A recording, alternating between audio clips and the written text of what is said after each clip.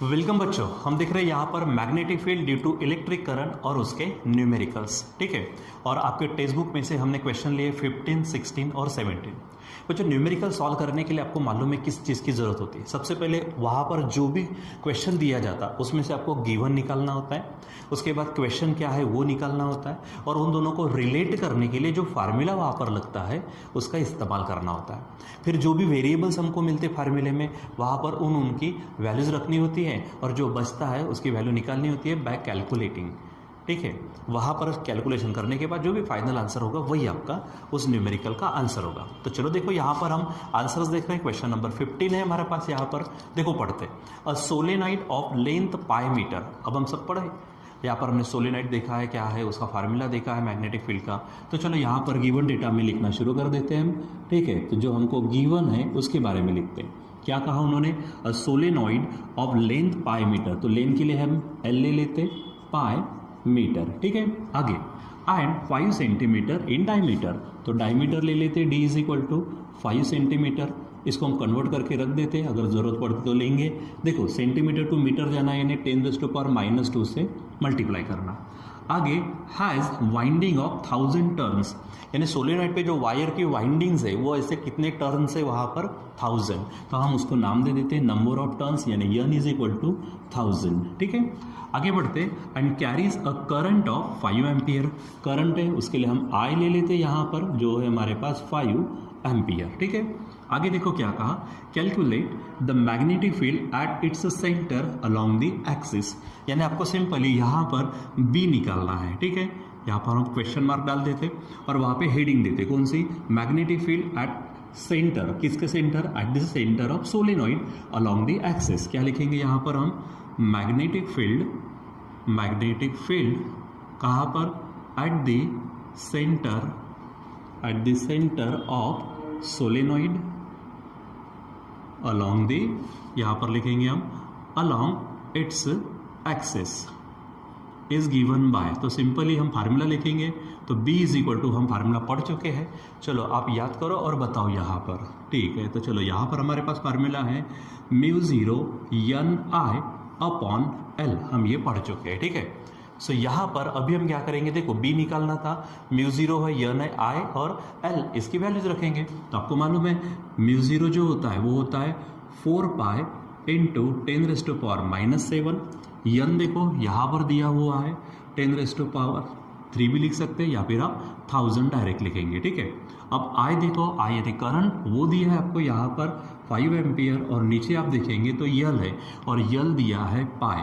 अब आप इसको सिंपली सॉल्व करो। देखो यहाँ पर ये जो पाई है ये पाई के साथ कटेगा, फिर यहाँ पर ये 5 4 जा यहाँ पर बन जाएंगे 20 इंटू, अब हम पावर्स को एडजस्ट करते 10 के, तो यहाँ पर 1000 है मतलब 10⁻³ होगा, और यहाँ पर 10⁻⁻7 है, तो -7 में से 3 को हटा दो तो 10⁻, यहाँ पर -4 होगा। 7 में से 3 जाएंगे तो 4।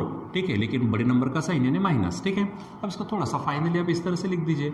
सो B इज इक्वल टू, ये मैं 2 लिख देता हूँ, यहाँ से 10 होगा निकलेगा बाहर, तो 10 और 10⁻⁻4 बन जाएगा 10⁻³ टेस्ला। यानी यहाँ पर हमारे पास में जो मैग्नेटिक फील्ड पूछी उन्होंने सोलेनॉइड के एक्सिस पर, ठीक है, तो वो कितनी होंगी, 2 × 10⁻³ टेस्ला। देखो मैंने रेड कलर में यहाँ पे आंसर्स मैच करने के लिए लिख ले, ताकि कभी कभी एक आधी प्रॉब्लम ना हो जाए। ठीक है, सो ये इस तरह से हमारे पास उसको सॉल्व करना होता है। ठीक है, चलो अब हम देखेंगे क्वेश्चन नंबर 16 को। देखो क्या कहा, अब यहाँ पर टोरॉइड है। ठीक है, अब टोरॉइड के बारे में भी हम पढ़ चुके हैं, उसके फार्मूले भी हमारे पास है। ठीक है, तो अच्छा, कभी कभी क्या होता है बच्चों कि आपको इस वीडियो में दिखेंगे कि डायरेक्ट सर फार्मूले कहाँ से आ रहे हैं, हमने तो ये पढ़ा ही नहीं।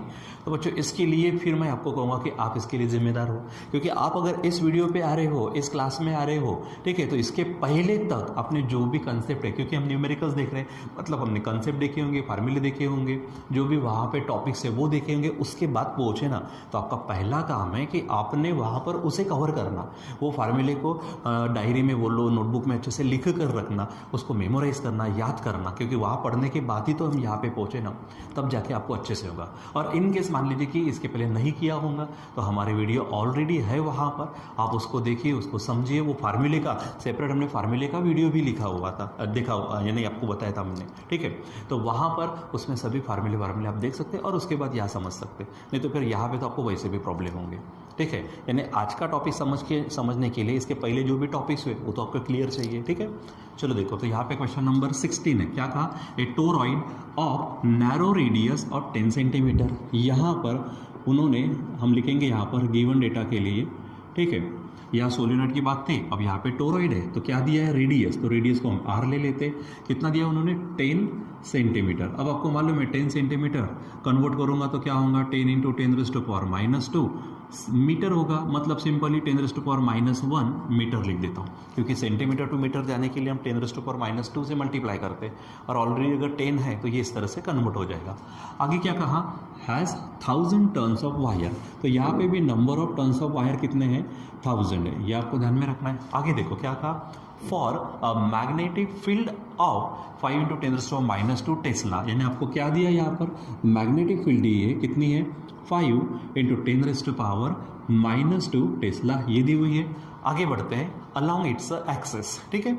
आगे, how much current is required to be pass through the wire. अब आपको यहाँ पर कितना करंट जाएगा, यानी कितना करंट रिक्वायर्ड होगा ताकि वहाँ पर इतनी मैग्नेटिक फील्ड प्रोड्यूस की जा सके, ठीक है। तो वो करंट आपको निकालना है। तो बच्चों, जहाँ पे जैसा हमने सोलिनॉइड के लिए फार्मूला, उसी में थोड़ा सा मॉडिफिकेशन होकर यहाँ पे जो यल आता, यल की जगह पे वहाँ पे 2πr आ जाता, क्योंकि टोरॉइड जो होता है, देखो सोलिनॉइड हमारे पास में इस तरह से होता है, ठीक है, इसके ऊपर बहुत सारी टर्निंग्स होती है वायर की, वाइंडिंग्स, ठीक है।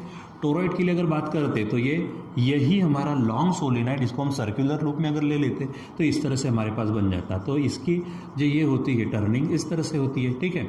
यानी यहाँ पर जो यल है यहाँ से यहाँ तक, वो इसके यहाँ से अगर शुरुआत करते तो वो एल इसमें कन्वर्ट हो जाएंगी, जो कि हमारा 2πr यानी सरकमफरेंस बन जाता है, ठीक है। इसलिए ज़्यादा मॉडिफिकेशन नहीं, तो यहाँ पर लिखेंगे फिर से वही उसी तरह का फार्मूला, लेकिन टोरॉइड के लिए। तो मैग्नेटिक फील्ड क्या बोलेंगे हम, मैग्नेटिक फील्ड, यहाँ पे आप थोड़ा सा चेक कर सकते हो, देखो यहाँ पे क्या कहा उसने, जैसे for magnetic field along its axis, वो शब्द डाल दो आप, magnetic field along its axis, मतलब कौन, टोरॉइड का, यानी अलॉन्ग एक्सिस ऑफ टोरॉइड, ठीक है, इज, तो यहाँ पर हम लिखेंगे B इज इक्वल टू, क्या था फार्मूला, μ0 Ni अपॉन एल की जगह पे क्या हो जाएगा यहाँ पर 2πr, और वैसे भी हमने फार्मूले लिखे हुए हैं, पढ़े हम इसको, ठीक है। चलो फिर से यहाँ पर काम करते हैं, μ0 की वैल्यू फिर से 4π इंटू 10⁻⁻7, n जो है देखो आप 1000 दिख रहा है मुझे यहाँ पर, आय वो हमको निकालना है, ठीक है। अच्छा एक काम करते हैं छोटा सा, यहाँ पर पहले हमको आय चाहिए ना, तो आय को ही क्या कर देते, पहले अकेला कर देते हैं, ठीक है। तो आई इज इक्वल टू क्या होगा, देखो आई इज इक्वल टू, ये उधर चला जाएगा, μ0 नीचे आएगा, यानी 2πr साथ में b अपॉन μ0 n, ऐसा हो जाएगा, ठीक। चलो अब वैल्यू रखते, तो क्या होगा यहाँ पर देखो, ये 2π है इंटू ये r, तो r देखो आपको दिया हुआ है 10⁻⁻1, ये 10⁻⁻1 इंटू b है आपके पास में 5 इंटू 10⁻⁻2, और नीचे में μ0, तो μ0 को क्या कहा था मैंने, 4π इंटू 10⁻⁻7 इंटू n जो है वो n है 1000, वो यहाँ पर आप डाल दो, ठीक है, और इसको आप सॉल्व करना शुरू कर दो। देखो क्या होगा, यहाँ पर हमारे पास ये 2 यानी नीचे 2 बचेंगे, पाई कट जाएगा, यहाँ पर 5 है तो 5/2 लिख लेते हैं हम, और पावर्स को एडजस्ट करते हैं। देखो अगर नीचे की बात करते तो यहाँ पे 1000 है, मतलब 10⁻3, और ये 10⁻7 यानी बन जाएंगे 10⁻4। ऊपर में देखो 10⁻1, 10⁻2, यानी ऊपर में होंगे 10⁻3, नीचे में होंगे 10⁻4। इसको अगर कट कर देंगे तो नीचे ही बचेगा 10⁻1। ये अगर ऊपर चला जाए तो सिंपली क्या हो जाएगा, यहाँ पर 10 बचेगा। अब यहाँ सॉल्व कर लीजिए, तो 5 इंटू 2 5 10, इसलिए जो करंट है यहाँ पर 5 5 क्या हो जाएगा 25 एम्पियर्स, ठीक है।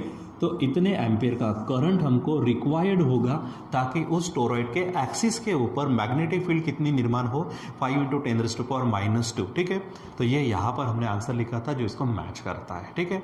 इस तरह से वहाँ पे जो गिवन है, जो क्वेश्चन पूछा है, ठीक है, वहाँ पर उनका जो उनको रिलेट करने के लिए जो फार्मूला होता है उसको अगर आप बराबर करेंगे तो आपका ईजिली वहाँ पर क्या हो जाएगा, आंसर आ जाएगा, ठीक है।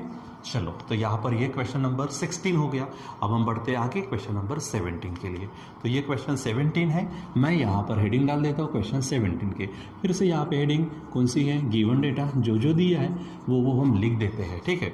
अब देखो आगे क्या कहा, इन ए साइक्लोट्रॉन, ठीक है। अब साइक्लोट्रॉन के लिए क्या है, protons are to be accelerated. अब साइक्लोट्रॉन का जो कंसेप्ट है उसके हमने भी फार्मूले लिखे, ठीक है। तो वहाँ पर साइक्लोट्रॉन में क्या होता है कि हमारे पास में ये डीज होते हैं, ठीक है। यहाँ पर इस तरह से डी होता है, बीच में हमारे पास में प्रोटॉन का सोर्स रखा जाता है, ठीक है। और यहाँ पे वो क्या होता है, इस तरह से बहुत ही हाई स्पीड में हाईली एनर्जेटिक होकर, ठीक है, वो बाहर निकलता है किसी टारगेट के ऊपर रखने के लिए, ठीक है। अच्छा, इसके ऊपर का हम टॉपिक फिर से लेने वाले हैं ताकि आपको, हमने तो फार्मूले वगैरह देखे ही इसके, एक टॉपिक साइक्लोट्रॉन क्या होता है, किस तरह से होता है, किसके लिए यूज़ किया जाता है, ये सब हम इसको हम स्पेशली देखने भी वाले हैं, ठीक है। तो ध्यान में रखो कि हमारे पास साइक्लोट्रॉन के बारे में जो भी चीज़ें हैं, जो भी हमने लिखी हुई है इसके पहले में, उसको समझकर इस प्रॉब्लम को देखते हैं। तो radius of it's A D, ठीक है, यानी ये जो यहाँ से जो पोर्शन होगा इसको हम डीज बोलते हैं, ठीक है, जो मेटल का रहता। तो रेडियस कितनी दी है, 60 सेंटीमीटर, यहाँ पे लिख देते हैं रेडियस, ठीक है। तो रेडियस हमारे r = 60 सेंटीमीटर, कन्वर्ट करेंगे 60 × 10⁻² मीटर होगा, यानी 6 × 10⁻1 मीटर। देखो जीरो को यहाँ पे एडजस्ट कर दिया, ठीक है। आगे बढ़ते, क्या दिया, and it's a oscillator frequency is, यानी उसकी जो फ्रीक्वेंसी दी है ऑसिलेटर की, ठीक है। तो F = देखो कितना है, 10 मेगाहर्ट्ज है, यहाँ पर हम लिखेंगे 10 मेगाहर्ट्ज, ठीक है। यानी 10 × मेगा का मतलब 10⁻6 हर्ट्ज, ठीक है। तो फाइनली होंगे 10⁻7 हर्ट्ज, ठीक है, ये हो जाएगा। आगे में क्या कहा, what will be it's a kinetic energy, ठीक है, what will be the kinetic energy of proton accelerated, ठीक है। जो प्रोटॉन को एक्सेलरेट वहाँ पर किया है उसकी आपको क्या निकालनी है, काइनेटिक एनर्जी निकालनी है, ठीक है। तो हम उसके लिए डाल देते हैं क्वेश्चन मार्क, ठीक है। अब आगे कुछ और एक्स्ट्रा का मटेरियल उन्होंने दिया है, कौन सा, जैसे एमपी का मतलब मास ऑफ प्रोटॉन 1.67 × 10⁻27 किलोग्राम, ठीक है। ई यानी चार्ज ऑन प्रोटॉन है, ठीक है, जो इलेक्ट्रॉन पे और दोनों प्रोटॉन पे दोनों सेम रहता है, 1.6 × 10⁻19 कूलम, ठीक है। और ईवी यानी इलेक्ट्रॉन होल्ड जो यानी एनर्जी है, ठीक है, उसका कन्वर्शन फैक्टर दिया है जूल के साथ 1.6 × 10⁻19, यानी जूल से इधर में जाना है तो आप 1.6 × 10⁻19 से डिवाइड करना पड़ेगा, ठीक है। तो चलो इसको देखते हैं हम। तो यहाँ पर जो कंसेप्ट थी, तो कंसेप्ट में हमने देखा था कि जब मैग्नेटिक फील्ड में कोई चार्ज अगर जाता है तो वहाँ पर, ठीक है, वो चार्ज सर्कुलर मोशन परफॉर्म करता है। अब सर्कुलर मोशन परफॉर्म करने के लिए आपको सेंट्रीपेटल फोर्स यानी mv²/r की ज़रूरत पड़ेगी, ठीक है। तो वो कौन प्रोवाइड करता है, तो जो हमारा मैग्नेटिक फोर्स होता है, तो मैग्नेटिक फोर्स कौन सा, तो QVB, ठीक है, यानी ये चार्ज, उसकी स्पीड और मैग्नेटिक फील्ड जो है, ठीक है। इसके अनुसार हमने यहाँ पर देखा था, देखो यहाँ से v को कट कर दो v² के साथ, ठीक है। अब mv = ये r उधर चला जाएगा तो QBr, ठीक है। अब यहाँ से v = QBr/m हम लिख पाएंगे। अब बोलेंगे सर v को क्यों अकेला किया, बच्चों हमको पूछा क्या है उन्होंने, काइनेटिक एनर्जी। अब आपको भली बात ही मालूम है काइनेटिक एनर्जी का फार्मूला क्या होता है, 12mv², ठीक है। तो वी नीड दिस v, ठीक है, हमको किसकी ज़रूरत पड़ेगी, v की ज़रूरत पड़ेगी, ठीक है। तो v की ज़रूरत पड़ेगी। अब उसमें और देखते हैं क्या क्या चीज़ें हैं, तो ठीक है ना। तो क्या बोलेंगे, वी हैव, ठीक है, फॉर साइक्लोट्रॉन, ठीक है, इसके लिए हमारे पास में जो है, तो हम mv = QBr लिख चुके हैं। तो mv = क्या बोलेंगे, QBr। हेंस क्या बोलेंगे, v = क्या हो जाएगा यहाँ पर, तो यम को नीचे भेजो तो QBr/m हो जाएगा, जैसे हमने यहाँ पर ये लिखा है, ठीक है। अब यहाँ पर चेक करते हैं कि यम वो तो हमको दिया हुआ है, v की अगर बात करते हैं तो यहाँ से हमको मिलने वाला है। अब इसमें चेक करते हैं हमारे पास क्या क्या है। देखो ये जो q है, ठीक है, चार्ज है, ठीक है, क्यू क्या है, चार्ज। तो यहाँ पर हमारे पास में चार्ज ऑन प्रोटॉन कितना हो जाएगा, ई दिया है तो वो क्यूच हो जाएगा हमारा, ठीक है। उसके बाद में आर देखो यहाँ पर दिख रहा है मुझे, आर भी दिया हुआ है। एम जो है मास ऑफ प्रोटॉन, ठीक है, तो मास ऑफ प्रोटॉन मैं यहाँ से देख लूँगा, वो भी दिख रहा। लेकिन बच्चों यहाँ पर जो बी है ना, ये बी नज़र नहीं आ रहा, यानी मैग्नेटिक फील्ड कहीं पे गिवन डेटा में दिख नहीं रही। तो अब हमको क्या करना पड़ेगा, पहले इस मैग्नेटिक फील्ड के लिए काम करना पड़ेगा। तो एक्स्ट्रा का ज़्यादा का दिया क्या है, तो वो हमारे पास फ्रीक्वेंसी दी है, ठीक है। तो हमने फ्रीक्वेंसी का भी फार्मूला लिखा हुआ था, ठीक है। तो फ्रीक्वेंसी का फार्मूला क्या था, जैसे फ्रीक्वेंसी किसका रेसिप्रोकल होता है, frequency is the reciprocal of time period. तो टाइम पीरियड का फार्मूला दिखा था हमने 2πm अपॉन QB। तो इसको उल्टा अगर कर देंगे तो फ्रीक्वेंसी क्या बन जाएंगे, QB अपॉन 2πm, ये बन जाएंगे। यानी अब देखो यहाँ से देखो ये फ्रीक्वेंसी हो गई, ऑसिलेटर की फ्रीक्वेंसी। तो F is equal to QB upon 2πm हो गया। अब आप B को अकेला करो तो B इज इक्वल टू क्या हो जाएगा, ये इधर चला जाएगा 2πmf अपॉन Q हो जाएगा। अब ये B की वैल्यू आप यहाँ रखेंगे, यानी प्रॉब्लम सॉल्व हो जाएगा, ठीक है। तो यहाँ पर हम हेडिंग पहले डालेंगे किसकी, फ्रीक्वेंसी की, फ्रीक्वेंसी ऑफ ऑसिलेटर। क्या बोलेंगे हम, फ्रीक्वेंसी ऑफ ऑसिलेटर, ठीक है। तो ऑसिलेटर की फ्रीक्वेंसी जो है, तो F इज इक्वल टू देखो क्या है, ये है QB अपॉन 2πm हो जाएगा। और इसी से मैं B को अकेला करता हूँ तो B इज इक्वल टू क्या बन जाएगा हमारे पास में, देखो 2πm इधर चला जाएगा F के साथ और नीचे में आ जाएगा Q, ठीक है। अब ये हम कहाँ पुट करेंगे, इक्वेशन 1 में, यानी क्या बोलेंगे हम, फ्रॉम 1। तो ये देखो ये V है आपके पास, देखो ये Q यहाँ पर लिख दिया हमने, ठीक है। अब ये B की बात करते हैं तो B हमारे पास क्या है, 2πm F अपॉन फिर से Q है इंटू ये देखो R है यहाँ पर लिख दिया, और नीचे में आपको क्या नज़र आ रहा है, यम। तो मैं इसको यहाँ पर कंप्लीट यम इस तरह से लिख देता हूँ, ठीक है। और अब आप यहाँ पर चेक करिए, ठीक है। अब यहाँ पर हम क्या करेंगे, चेक करेंगे इसको, देखो तो क्या बन जाएगा, सॉल्व करिए। देखो यहाँ से ये Q चला जाएगा, ये M चला जाएगा, तो बचा क्या हमारे पास, 2π, देखो 2π यहाँ पर यम गया, ठीक है। यहाँ पर आप F और R ये ध्यान में रखेंगे, ठीक है। यानी V is equal to 2πfr यहाँ पर बचेगा, ठीक। अब हमको क्या चाहिए, काइनेटिक एनर्जी, यानी क्या बोलेंगे हम, काइनेटिक एनर्जी ऑफ प्रोटॉन, ठीक है। Kinetic energy of proton accelerated, यानी उसको जो एक्सेलरेशन मिला है उसकी काइनेटिक एनर्जी। सो सिंपली यहाँ पे लिखेंगे K is equal to, formula क्या है, हाफ mv², ठीक है। अब यहाँ पर चेक करो, ये हाफ है, ये m, और v जो आया है, v क्या आया है हमारे पास, 2πfr, ठीक है। तो 2πfr उसका स्क्वायर, ठीक है। और अब आप यहाँ पर इसको और सॉल्व कर लीजिए, क्या हो जाएगा, तो देखो यहाँ पर 2 का स्क्वायर 4 होगा, जो इसके साथ कटेगा मतलब 2 बचेगा, ठीक है, 2 है। यहाँ पर ये m हो गया। अब यहाँ पे क्या होगा, पाई का स्क्वायर, फिर f का भी स्क्वायर और r का भी स्क्वायर हो जाएगा ऐसा। यानी ये काइनेटिक एनर्जी का अब फार्मूला मॉडिफाइड होकर हमारे पास आ गया। अब यहाँ पर हमारे पास कभी क्या करेंगे, इसकी हम वैल्यूज़ रखेंगे। तो देखो यहाँ पर ये हमने लिख लिया, ये 2 हो गया। ये जो यम है ये मास ऑफ प्रोटॉन है, तो यहाँ पर लिखेंगे हम कितना है वो 1.67 इंटू 10⁻27 लिख दिया। अब पाई स्क्वायर, तो पाई स्क्वायर की वैल्यू आप थोड़ा डायरेक्ट लिख सकते हो, ठीक है। कौन सी, 9.872 आप लिख दीजिए, ठीक है। हाँ, लेकिन वहाँ ये पाई स्क्वायर की वैल्यू बच्चों डायरेक्ट, हाँ। उसके बाद f है, तो f यानी फ्रीक्वेंसी दी है 10⁻7, तो यहाँ लिखेंगे 10⁻7 उसका स्क्वायर, और फिर हमारे पास है r स्क्वायर। तो r कितना दिया है, 6 इंटू 10⁻⁻1, तो यहाँ लिखेंगे 6 इंटू 10⁻⁻1 और उसका स्क्वायर, ठीक है। चलो अब जो सॉल्व हो सकता है उतना सॉल्व हम कर देते। तो ये 2 है इंटू 1.67 इंटू, अब यहाँ पर देखो ये 9.872 है इंटू, ये देखो 6 का स्क्वायर क्या बन जाएगा, 36, ठीक है। ये नंबर्स हो गए। अभी 10 के पावर को देखते हैं, ठीक है। यहाँ पर देखो 10⁻⁻27 है, ये 10⁻⁻27, यहाँ पे 7 उसका स्क्वायर है, तो 7 का स्क्वायर यानी पावर का पावर है तो पावर का मल्टीप्लिकेशन 7 2 बन जाएगा। यहाँ पर 14, तो ये बचेंगे -13 बचेंगे। और यहाँ पर 6 का तो स्क्वायर कर दिया, 10⁻⁻1 उसका स्क्वायर, यानी यहाँ पर और आ जाएगा हमारे पास -1 का स्क्वायर, ठीक है। तो वो 2 होगा, तो ये बन जाएगा 10⁻⁻15, तो यहाँ हम लिख देते हैं 10⁻⁻15 इतना जूल आपके पास बच्चों यहाँ पर क्या हो जाएंगे, हमारी काइनेटिक एनर्जी हो जाएंगे। ठीक है, अब ये कैलकुलेशन वगैरह तुमको करना ही है। ठीक, सो अब ये जूल में आ गया, लेकिन कैसा जो चार्ज पार्टिकल्स वगैरह होते हैं उसकी जो काइनेटिक एनर्जी वगैरह लेते हैं, तो जनरली एनर्जी वगैरह हम इलेक्ट्रॉन वोल्ट में लेते हैं। तो यहाँ पर कन्वर्शन फैक्टर क्या है कि एक electron one electron volt is equal to 1.6 into 10⁻⁻19 joule. तो 1 जूल के लिए क्या हो जाएगा, ये इधर भेज देना पड़ेगा क्योंकि हमको जूल में मिला। अब जूल से कहा जा रहे हैं हम इलेक्ट्रॉन वोल्ट में, तो 1.6 इंटू 10⁻19 से हम डिवाइड करेंगे।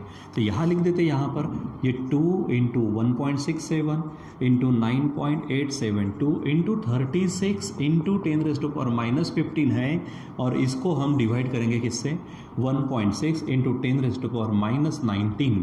ठीक है, तो अब यहाँ पर ये बन जाएगा इलेक्ट्रॉन वोल्ट में।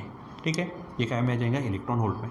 अब यहाँ पे जो जो सॉल्व हो सकता है उसको सॉल्व कर लेते हैं। देखो ये 2 से इसको क्या कर दीजिए, डिवाइड कर दीजिए। ठीक है, 2 से इसको क्या करेंगे, डिवाइड। तो यहाँ पर बचेगा 1.67 इंटू 9.872 इंटू 36। ठीक है, नीचे में आ जाएगा बच्चों यहाँ पर 0.8। ठीक है, मैं पॉइंट को भी यहीं से हटाने वाला हूँ। ठीक है, अब देखो इस पॉइंट को इधर 1 डिजिट सरका देते, तो यहाँ से भी पॉइंट को 1 डिजिट सरका देते, तो यहीं पे कर लेते हम, यहाँ से पॉइंट हटाते, यहाँ पॉइंट आ जाएगा, तो यहाँ से पॉइंट उधर खसकेगा, मतलब सिंपली 8 बचेगा। ठीक है, ये ध्यान में रखना बराबर। इसको अब हटा देते हैं एरोस को।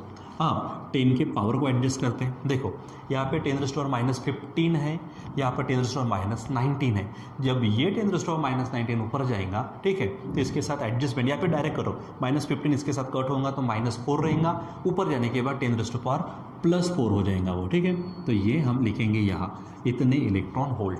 अब यहाँ पे सिंपली आप डिवाइड वगैरह कर दो। देखो 8 2 ज़ा 16 हो जाएगा, यहाँ पर 7 है तो 8 0 ज़ा 0, 7 में से 0 जाएंगे तो 7, फिर ये 70 बनेंगे, तो 8 8 ज़ा 64 हो जाएंगे, ये 6 बचेंगे तो ये 60 हो जाएंगे। यहाँ पर 8 7 ज़ा 56, यहाँ पर 4 बचा तो 40, 8 5 ज़ा क्या हो जाएगा 40। ठीक है, इंटू अब यहाँ पर क्या है 9.872 इंटू 36। ठीक है, और इंटू 10⁻⁴ इलेक्ट्रॉन वोल्ट, ये ध्यान में रखो। अब बच्चों यहाँ पर थोड़ा सा मैं अंदाज से आपको बता देता और डायरेक्ट वैल्यू लिखता, क्योंकि ये कैलकुलेशन आप घर पे कर सकते हैं। देखो ये अंदाज से 2.0 है, मतलब 2 समझ लो, ये 9.8 है, मतलब अंदाज से 10 समझ लो, तो 10 2 ज़ा क्या हो जाएगा 20, मतलब 10 2 ज़ा यानी 20, यानी सिंपली 2 का विचार करते। अब यहाँ पर 36 है, तो 36 2 ज़ा अगर लेते तो 72, अंदाज से बोल रहा हूँ मैं, तो 72 समथिंग ऐसा आ जाएगा। तो देखो यहाँ पे अगर हम आंसर की बात भी करते तो 742 वगैरह आएगा। ठीक है, क्यों, क्योंकि आपको यहाँ पर अब ये काम मैं आपके लिए छोड़ देता हूँ। आप इसका लॉग निकालना, इसका लॉग निकालना, इसका लॉग निकालना, सबकी एडिशन करना, और जो नंबर मिलेगा उस नंबर का एंटी लॉग करना। तो जो भी आंसर आएगा, अब मैंने अंदाज से भी बता दिया कि उसका आंसर मैच करेगा, तो मैं ये थोड़ा सा आंसर डायरेक्ट लिख लेता हूँ। तो जो आएगा हमारे पास में, ठीक है, तो मैं यहाँ पे 7.42 इंटू, ठीक है, यहाँ का पावर और यहाँ में इधर उधर पावर एडजस्ट होकर 10⁻⁶ इलेक्ट्रॉन वोल्ट आ जाएगा। और फाइनली मैं इसको लिखूंगा kinetic energy is equal to 7.42, और आपको मालूम है 10⁻⁶ का मतलब क्या होता है, मेगा। ठीक है, इलेक्ट्रॉन वोल्ट। ठीक है, अगर -6 होता तो माइक्रो होता, और +6 है तो मेगा बोलेंगे। यानी हमारे पास काइनेटिक एनर्जी इतनी आएंगे। बस आपके लिए देखो, बाकी पूरा तो मैंने ही बता दिया, आपके लिए सिर्फ इतना सा, इसका लॉग, इसका लॉग, इसका लॉग निकालो। फाइनली जो भी आएगा पॉइंट एक आधा डिजिट कम ज़्यादा हो सकता है, उसको फाइनली इस तरह से एडजस्ट कर दीजिए 10⁻⁶। ठीक है, 10⁻⁶ को हम मेगा बोलेंगे, इलेक्ट्रॉन वोल्ट तो है ही। ठीक है, तो ये इस तरह से आपको बच्चों यहाँ पर क्या करना होता है, न्यूमेरिकल को सॉल्व करना होता है, गिवन से, क्वेश्चन से, एक दूसरे के रिलेशन से, फार्मूले से, वैल्यू पुटिंग से, कैलकुलेशन करने के बाद में फाइनल आपको आंसर मिलता है। ठीक है, तो आप इसकी अच्छे से क्या करिए, प्रैक्टिस करिए। ठीक है, और ये आप दूसरे के साथ शेयर भी करिए ताकि उनको भी क्या होए, फ़ायदा होए। ठीक है बच्चों, तो यहाँ पर अभी हम रुक जाते हैं, बाकी हम कंटिन्यू करेंगे बाद में। Till then bye.